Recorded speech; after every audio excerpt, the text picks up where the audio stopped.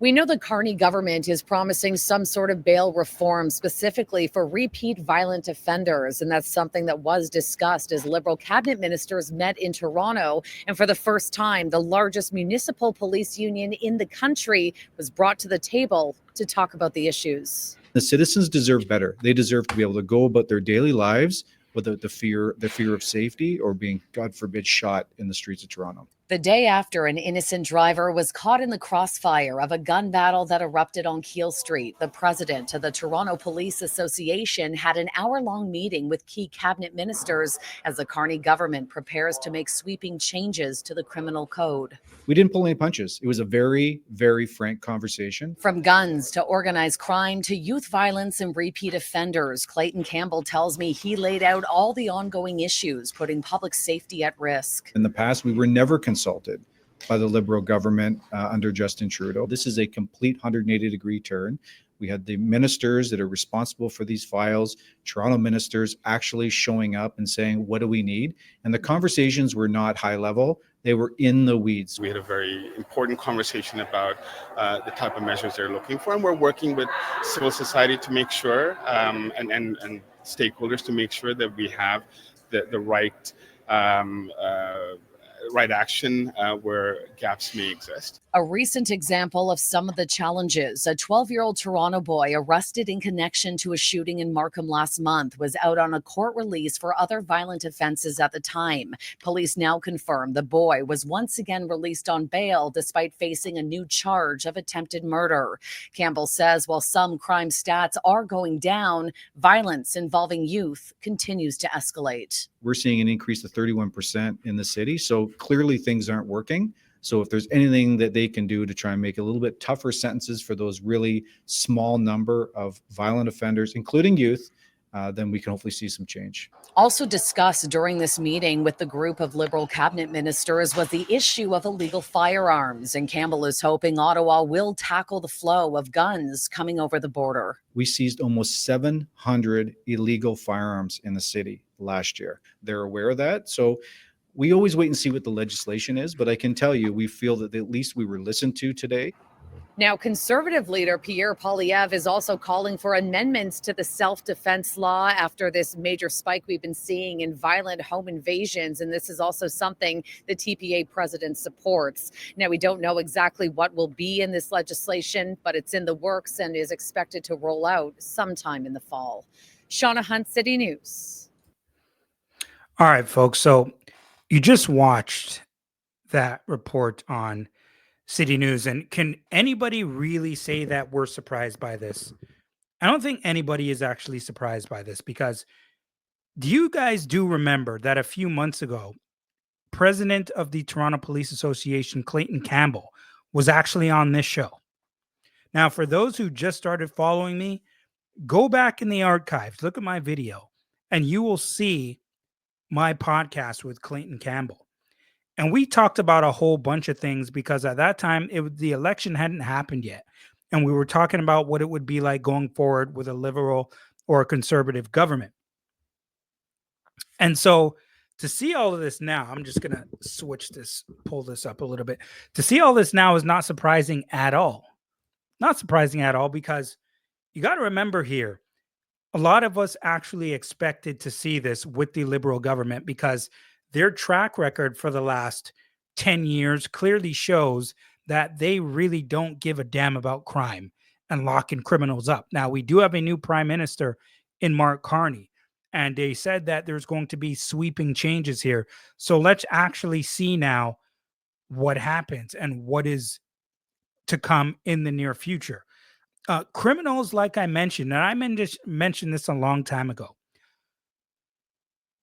If the Liberals won, which they did, the election, these criminals are just going to be rejoicing, as you can see, which they are. They have absolutely no fear, because there's not much consequences for committing crimes out here. It's just the reality of the situation. They're not, a lot of these guys are stupid, and I'm talking about the criminals here, but they're also not stupid to the standpoint where they know they can commit crimes and get away with it. And if they can do it now before they change these laws, they're going to do it as much as they possibly can before things change. Why would they not? Why would they not if they can get away with it and there's no consequences here? And I'm not really surprised. Is anyone? I hope people aren't. I don't know what people thought would happen. This is what people voted for the most part in regards to this aspect of crime. The history shows it. The last decade, nothing much happened in regards to reform with the criminal justice system. It's just the way it is. And so I mentioned to you, Clayton Campbell was on this show, the Mike Roach podcast, and we talked about a whole bunch of things, including them being soft on crime. And what is it actually going to take for the government to get serious? What is it going to take for them to get serious? Because even the police officers are frustrated. Specific units going after, getting criminals, putting them behind bars, and then within 48 hours, even less sometimes, these guys are right back on the street. How can that not be frustrating if you're a police officer? It has to. And we talked about the police officers in Toronto, the GTA overall needing help federally at the federal level. Because at this point, I'm not even sure where you start here because there's just so much going on at so many different levels. I'm really not sure what angle you have to really attack it from. But, having these conversations and getting people in office to actually sit down, speak to each other. Clayton Campbell just mentioned it feels like they're actually being listened to at that point. I guess that's a good sign.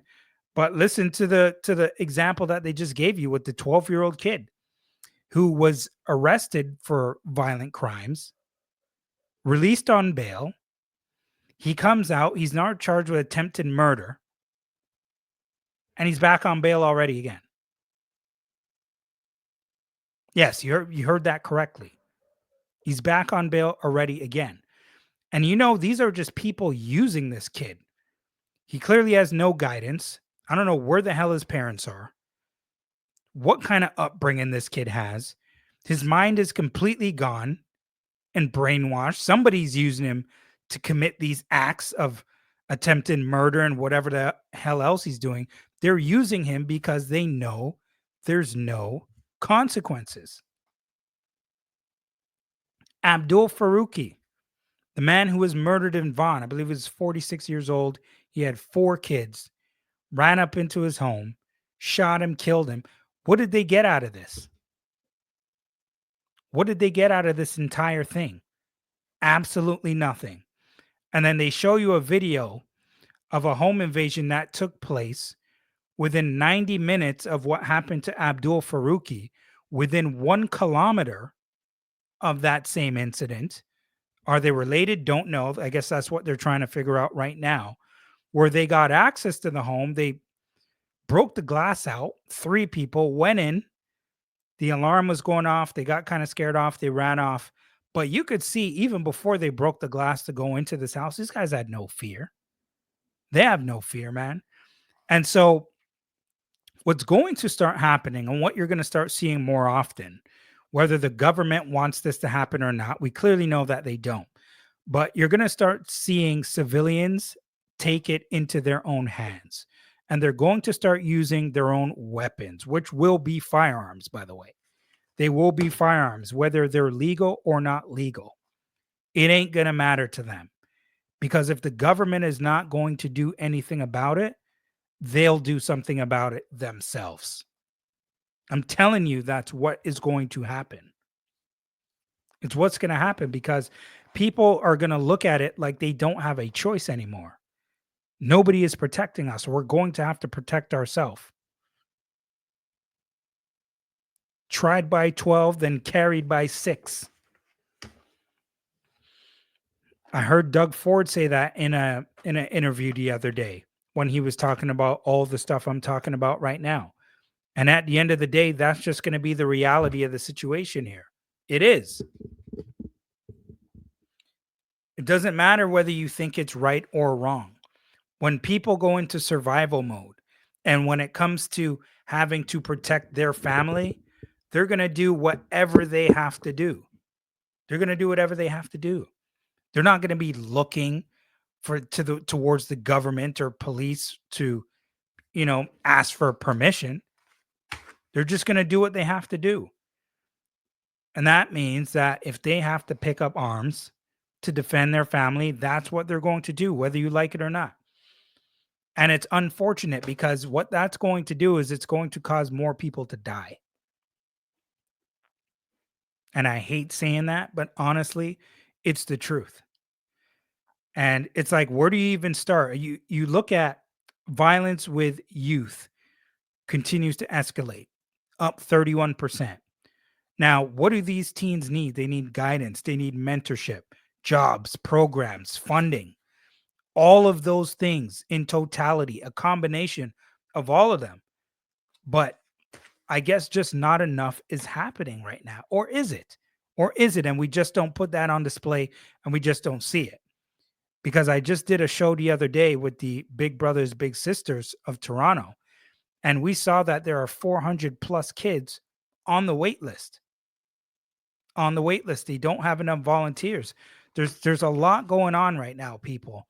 And you got to be vigilant. You got to see and know what's going on out here in these streets. It's a really tough time for everybody, citizens of Toronto, the Toronto Police Association, the GTA overall, and something needs to be done, and they need to try to get this bill reform, and a whole bunch of other stuff in government changed around in regards to crime very, very fast. So, I mean, hopefully things change and change soon, because it is just completely out of hand right now. At Microach23 on X, at Microach7 on IG. Make sure you follow, like, subscribe, share, and rate the Mike Roach podcast. I will be back again soon, folks. Please share the podcast. We want to get these conversations starting. And if you have any idea of how things can begin to turn itself around and change for the better, please get in the comment, put it down below so I can see it and maybe use it, clip it for a future episode. Folks, it's your boy Mike Roach, and I'm out.